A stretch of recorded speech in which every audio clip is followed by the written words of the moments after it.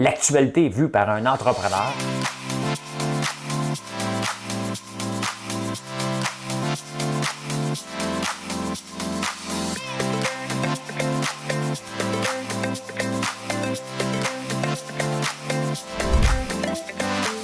Ça bulle, parce que des fois j'ai des bulles, mais ça bulle.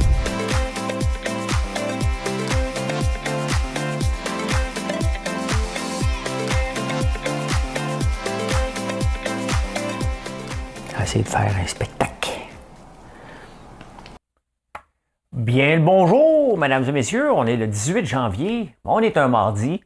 On est en lendemain de tempête de neige et on est au début de la rentrée des élèves à l'école. Hâte de voir comment ça va se dérouler dans les prochains jours. Tout cela. Et je vous parle de la C-Série ce matin. Mon nom est François Lambert, des fois. Et puis quand je vous demande de faire un like ou de vous abonner à la page en partant, vous êtes plus docile qu'à la fin. Je vous le demande en partant. Like, tu t'abonnes. C'est fait, YouTube aime ça. Merci, bonsoir. Sous sur un bateau. Parlez de ça.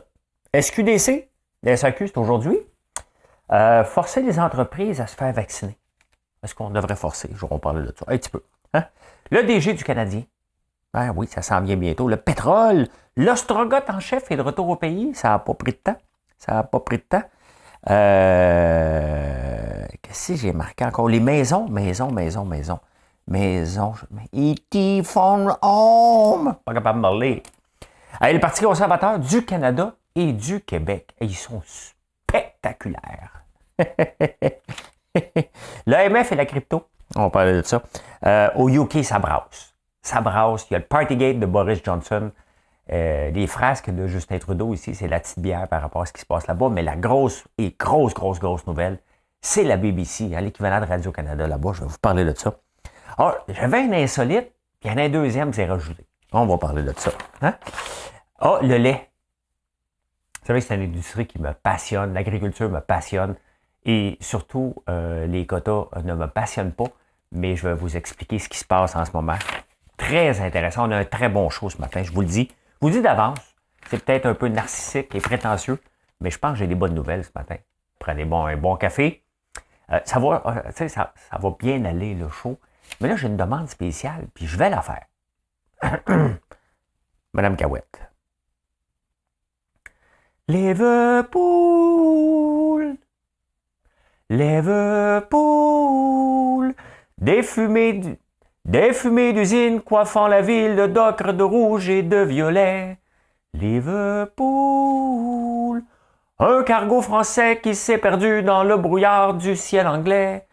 Liverpool, et là-haut sur le pont d'acier qui grince dans le vent, l'un vers l'autre ce soir-là s'approchant, deux amants. Je l'ai réussi. J'ai obligé d'écouter à peu près 20 fois pour réussir ce bout-là. Et c'est de René Martel, c'est en 1977. C'est qu'il est décédé, puis on rend un hommage en direct de l'univers. Et j'ai eu une demande spéciale de chanter du René Martel à Liverpool. J'ai réussi. J'en suis fier. Pourtant, je ne suis pas un artiste. Je ne sais pas trop quoi. Hein? Je ne sais pas trop quoi. C'est bon. Tu es parti. Allez, on commence ça en grand. Le 4894 pour la quotidienne. Hein? Dernière fois qu'elle est sortie, c'était en 2021. 2021, sorti 3 fois depuis 1983. Le 4894. Je ne le joue pas tous les jours, je l'oublie. Je le donne comme ça. Ils ne sont pas gagnants, ceux-là. Hein? C'est ceux-là qui vont gagner. Les Seuses. Hein? Les Seuses qui vont gagner. Et, t'as-tu le droit d'être sous sur un bateau?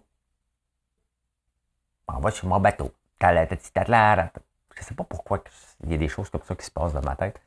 Quand il y a une bulle qui passe au cerveau comme ça, je me dis tout le temps, qu'est-ce que Bernard Dorum aurait fait à Radio-Canada? Ou Pierre Bruno? Hein? Céline Galipo? Hein? Ils garagent-tu leur bulle, eux autres? Il y a un gars qui s'est fait prendre sous son bateau. La police est débarquée. Il s'est enfermé dans son bateau. Ils ont dit, sa défense, il a dit, t'as pas le droit de rentrer ici. La police a dit, you bet que j'ai le droit de rentrer sur ton bateau. Mais il n'avait pas le droit. C'est que son bateau est sa résidence principale. Oui, durant l'été, c'est un gars qui s'était présenté à Beaconsfield comme maire. C'était chicané, il avait conduit, la police est venue l'arrêter, puis on dit, ben, c'est parce que c'est sa maison principale. On a le droit encore d'être sous dans notre maison. Et là, le juge a donné raison. C'est spécial, hein? Mais ouais. Fait que lui, il avait le droit, sa défense, c'est qu'il habitait là. Et ils ont montré les photos de la place. Il habitait là. Il habitait là. Et c'est aujourd'hui que rentrent en vigueur des nouvelles règles à la SAQ et la SQDC pour ceux qui ne sont pas vaccinés. Donc, pour faire s'assurer que tout est correct, ils ont embauché 150 agents de sécurité. Sincèrement. OK, je vais le dire le plus cru possible. Non, je ne veux pas le dire, je veux pas, j'aime pas ça me faire taper ses doigts par les réseaux. De l'argent du public. C'est notre argent, la SAQ. Voyons donc, toi, qui n'as pas un employé, en 2 plaçages de bouteilles à 26$ de l'heure, qui n'a pas le temps de checker le passeport vaccinal à la porte. Il met des agents de sécurité. Sincèrement, s'il y en a qui veulent causer de troubles, 911, la police, là, t'appelles.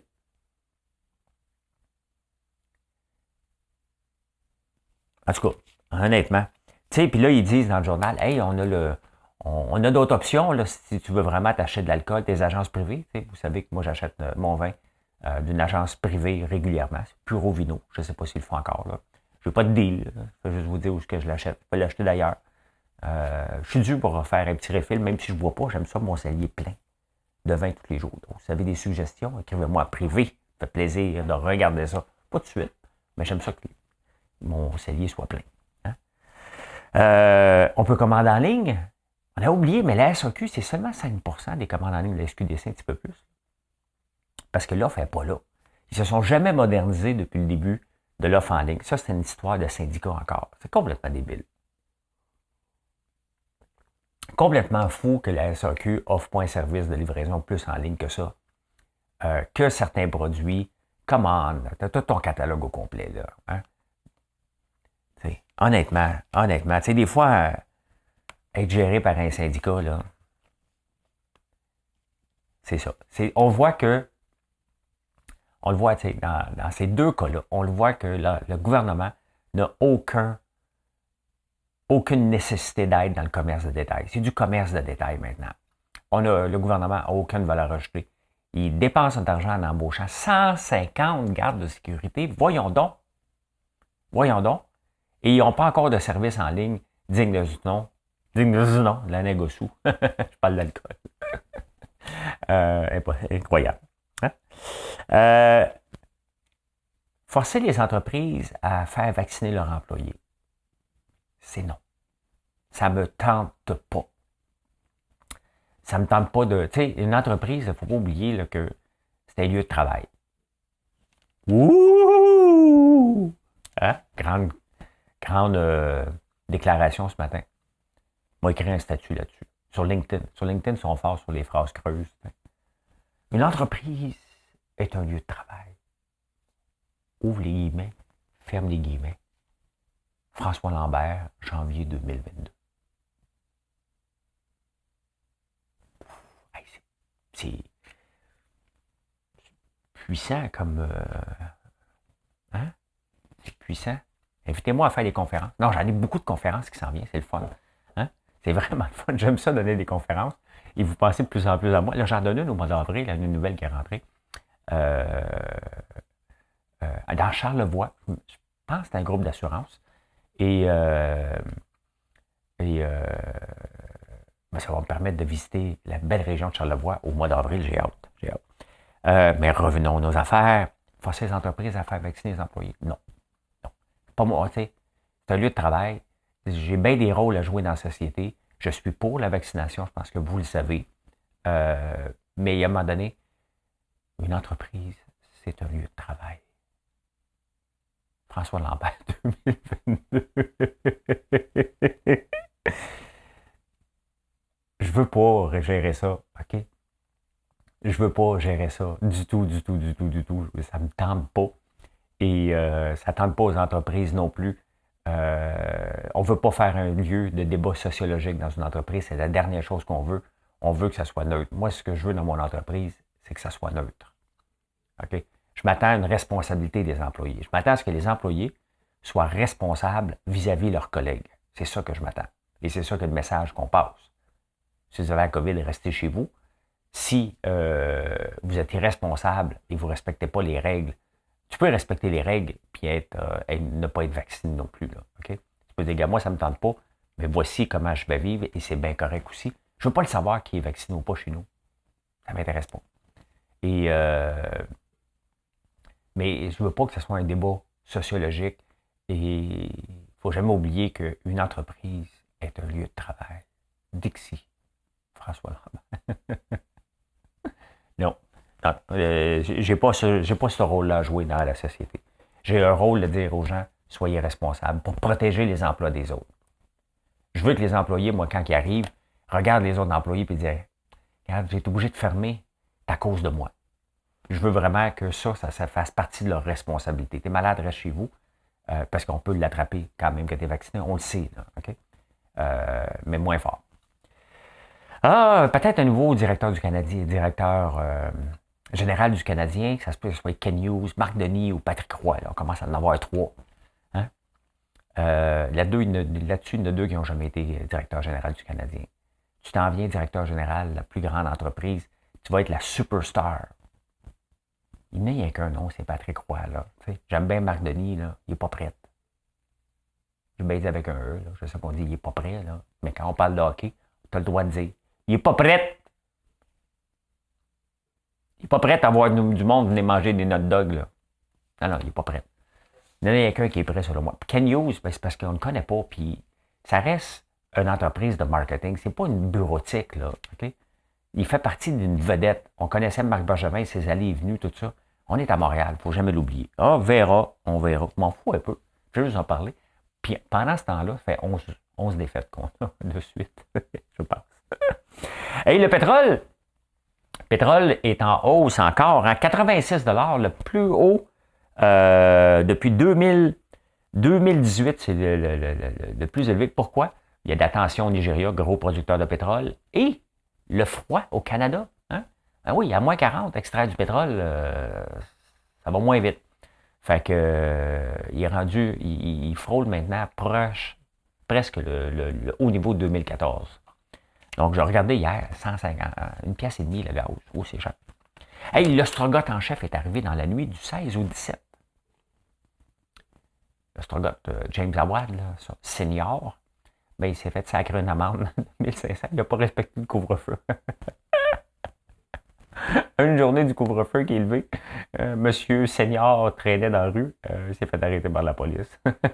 Lui, on s'entend-tu que lui, mettons que tu te fais pogner par la police, allô, excuse-moi, ça va. Là, il n'y a plus de couvre-feu. Mais mettons que lui, il n'a pas grand chance de demander une faveur. Hein? Fait qu'il y a une amende, 1350$. On s'entend, c'est un peu de la persécution, là, mais il mérite. Il mérite. Hey, le prix des maisons en 2021, combien ça a augmenté? En moyenne, c'est une moyenne, 26%. Je pense qu'il m'a commencé à mettre ma maison en vente. Mais non, je suis encore ici pour longtemps. Je fais des rénovations bientôt, très bientôt. Quand je vais être millionnaire, la crypto, on va commencer des rénaux. Amazon au UK, il se passe des affaires au UK. C'est de la petite bière ici. Là. Amazon et Visa se courent après. Pourquoi? Parce que Visa charge des frais trop chers. Il les a augmentés. Fait qu'Amazon a dit OK, parfait. On n'accepte plus Visa. On va voir comment ça va se dérouler, ce bras de fer-là. Donc, tout le monde qui a une Visa ne peut plus commander sur Amazon. Quand même, quand tu es big,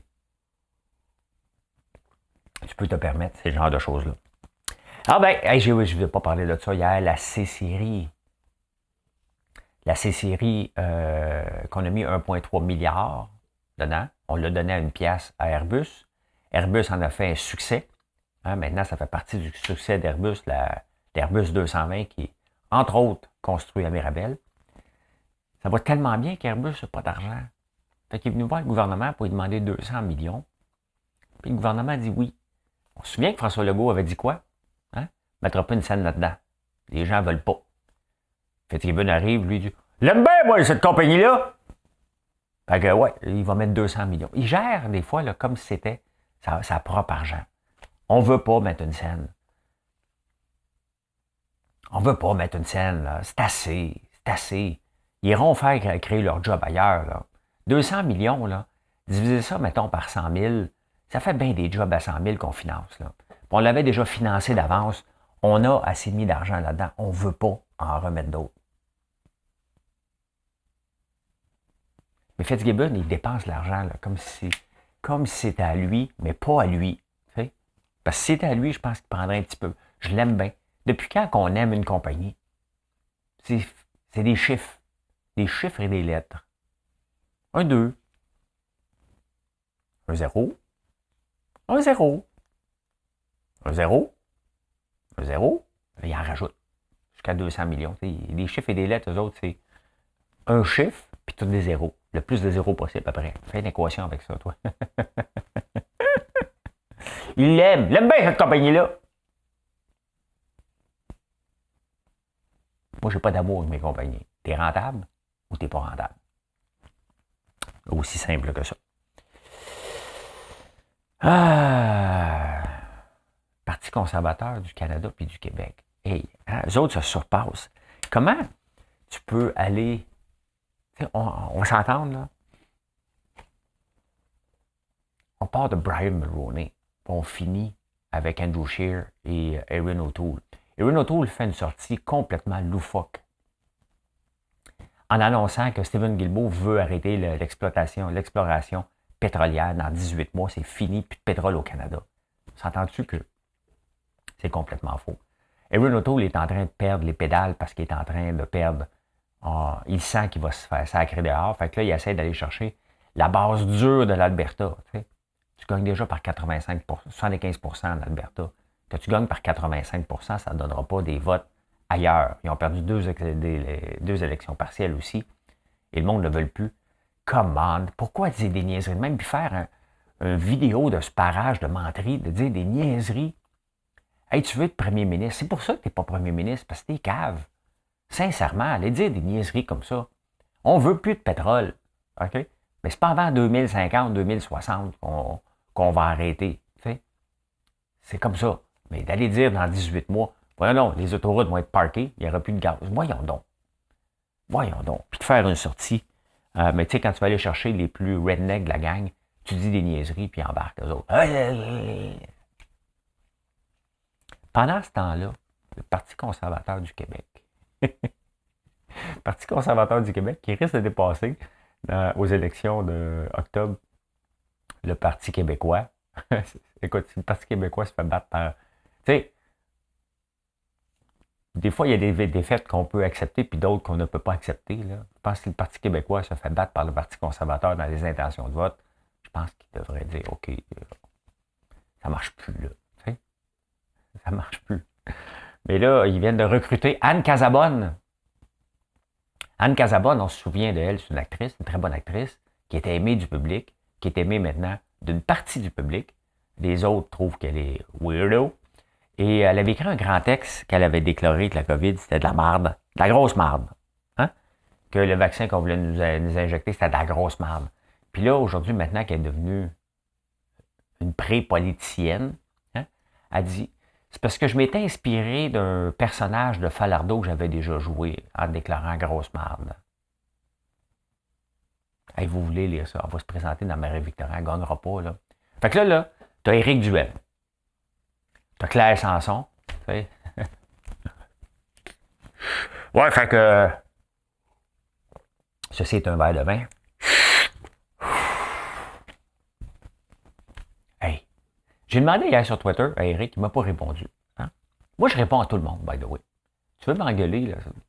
À peu près à tout le monde. À part des faux noms. Si t'as trop de lettres dans ton nom de Twitter, t'es pas un vrai compte. Je ne discute pas avec toi. Si t'as un vrai nom, je discute avec toi. J'ai demandé à Eric, je dis, Eric, c'est-tu ton premier trio ou ton quatrième trio? Il fait-tu ça à l'envers? Tu sais, quand tu veux bâtir une équipe, tu vas chercher des éléments forts en partant. Quand tu es un gagnant. Hein? Après ça, tu bâtis, tu sais. Fait que là, tu sais, c'est qui le futur ministre des Finances de ce parti conservateur-là? C'est le trio de fort, là. Éric Duhem, premier ministre. Anne Casabonne. Claire Sanson. Tabarnouche. Hein?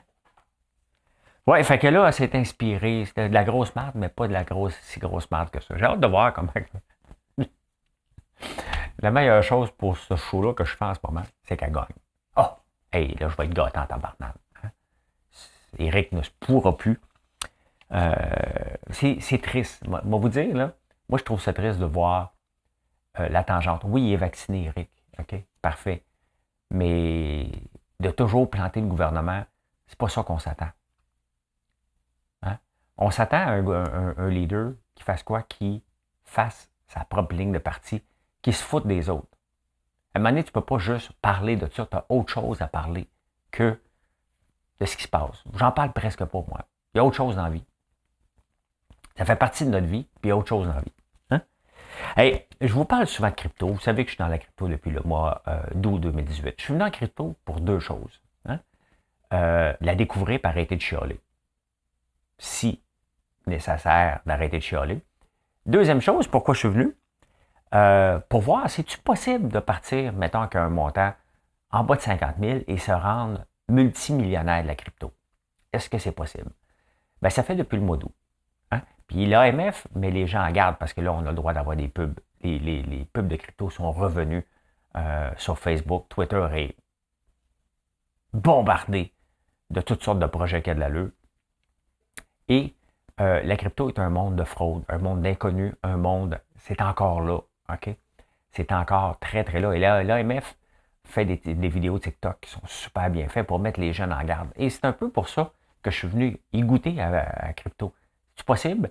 Est-ce qu'on se fait voler? Puis là, l'AMF accourt après 700 personnes à peu près qui font la promotion de la crypto.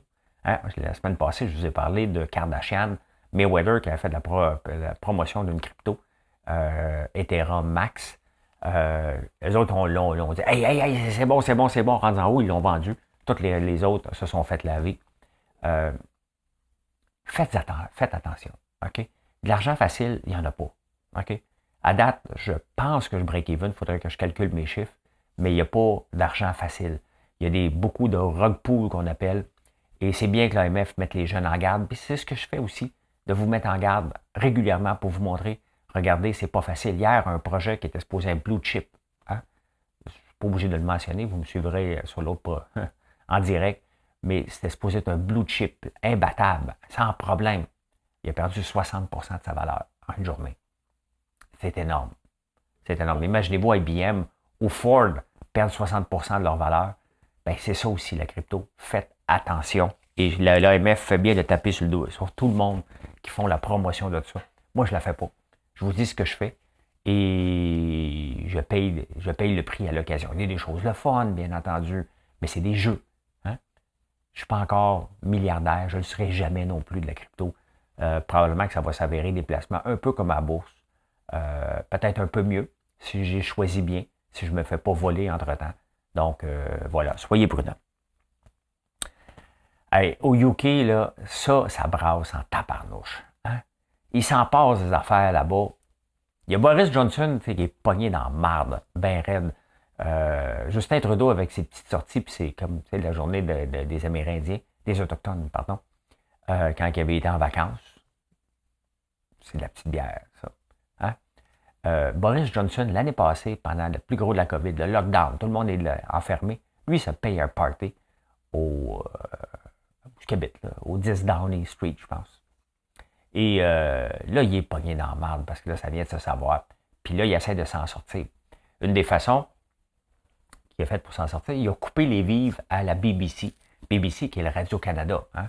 Et combien de reportages qu'on a vus de la BBC à travers le monde, il y a des reportages fantastiques. Hein? Mais on a un budget illimité, presque 7 milliards. 7 milliards par année. Un peu, comment est le budget de Radio-Canada? Le budget de Radio-Canada, je pense que c'est 1 milliard. 616 millions canadiens. Ça? 675 millions de dollars sur 5 ans. Je ne sais pas, je n'ai pas les chiffres. 7 milliards par année à la BBC. Ça nous a donné, entre autres, une méga vedette qui s'appelle David Attenborough, hein, le vieux monsieur, qui fait des reportages fantastiques. On l'a vu partout, partout, partout sur les animaux. J'écoute toujours des vidéos d'animaux avant de me coucher. C'est ce qui m'endort.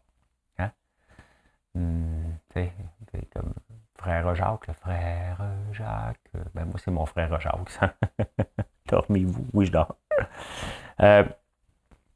Là, la BBC se cherche de nouvelles façons parce qu'ils ont coupé, hein, ils ont serré, puis là, ils veulent couper complètement. Et la ministre, imaginez-vous, c'était qui le patrimoine? C'est Rodriguez maintenant, mais avant c'était Stephen Guilbeault. Imaginez-vous Stephen Guilbeault qui dit ici, l'époque de la TV publique est révolue. Hein? Imaginez-vous que le ministre du patrimoine dit ça ici. C'est assez, là, les redevances à Radio-Canada. L'époque de la télé publique, c'est révolu. Il faut trouver des solutions. La BBC n'a pas de publicité. Hein? Au Radio-Canada, il y en a maintenant. Mais imaginez-vous qu'ils disent ça. C'est ce qui se passe au UK. C'est sûr que ça capote. Mais en même temps, c'est 7 milliards de dollars.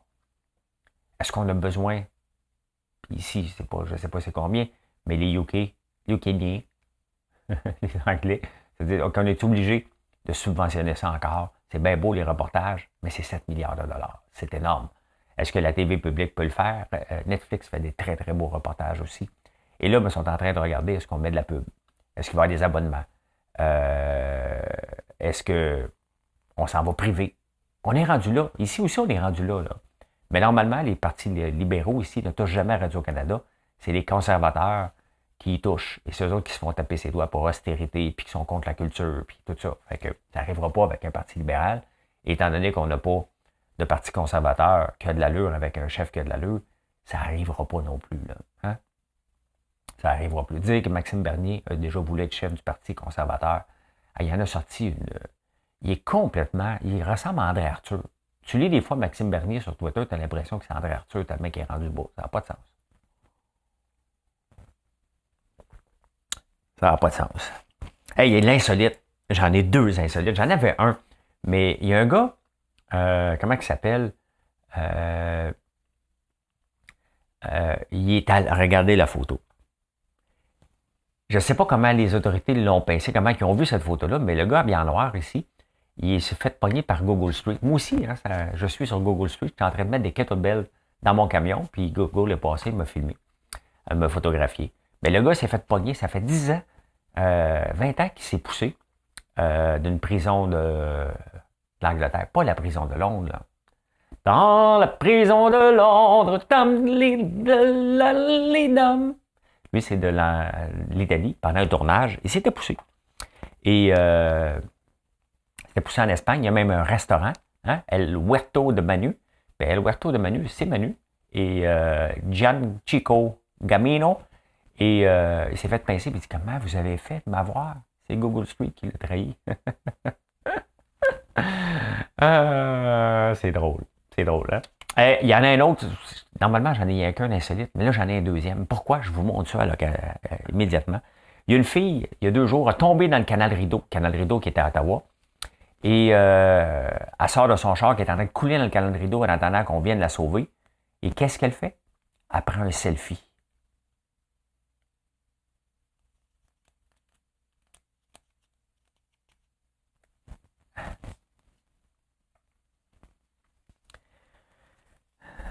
Le char coulé, là. Hein? Tu es dans le canal Rideau. Techniquement, tu es supposé être en panique. Tu sors ton téléphone, tu prends un selfie sur le top de ton char. On est rendu là. On est rendu là. Hein? Fait que 2 champions. Pas de différence. Il y a un gars champion, une fille championne. That's it. Je fais pas de sexisme. Le lait. Vous savez comment j'aime l'industrie du lait. J'aime pas l'industrie du lait, j'aime la critiquer. Pourquoi? Parce que c'est une industrie, surtout au Canada, qui dort au gaz.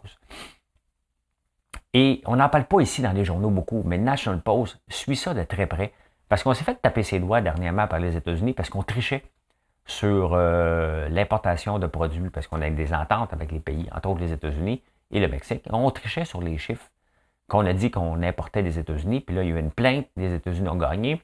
Le Canada a dit, ouais, mais tu sais, ils ont gagné, mais nous autres aussi, on a gagné un peu. T'sais. La Nouvelle-Zélande aussi a des ententes avec nous autres.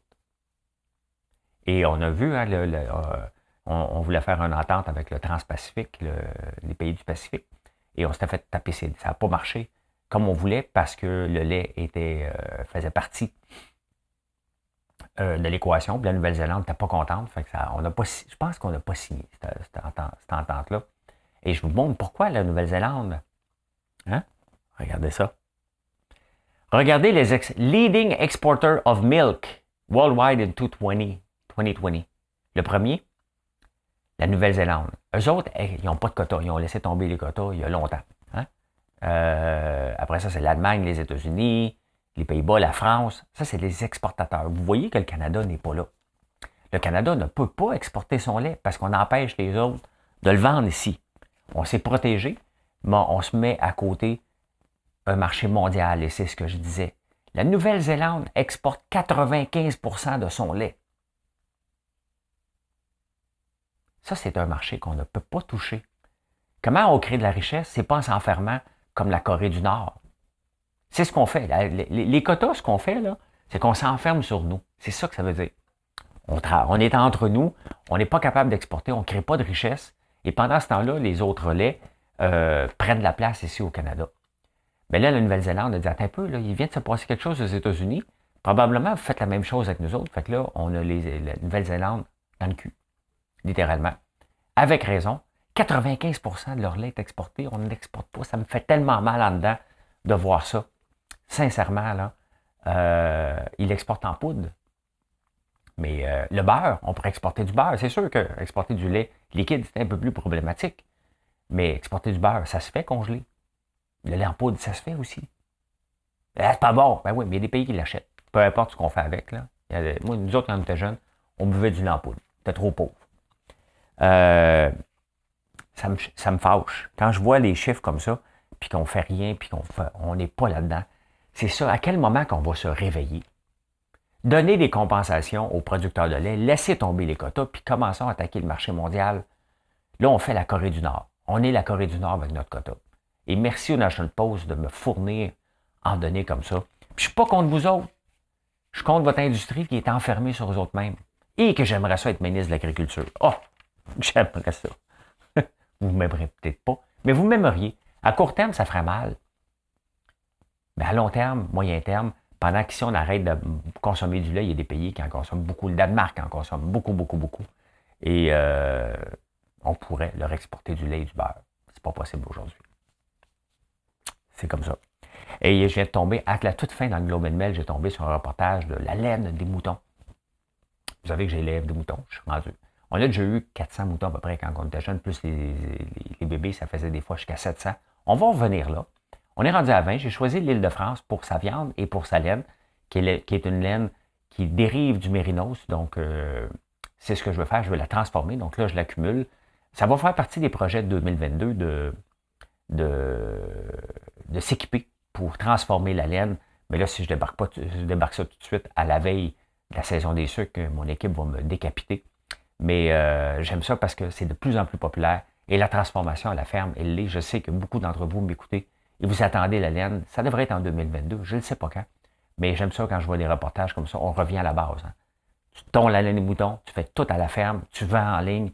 C'est comme ça qu'on crée de la richesse. C'est comme ça que les fermes peuvent en vivre. Et voilà. Hey, merci d'être là. Si vous n'avez pas fait ce que vous aviez à faire au début, c'est le temps de le faire, de vous abonner, faire un like. Merci pour ça.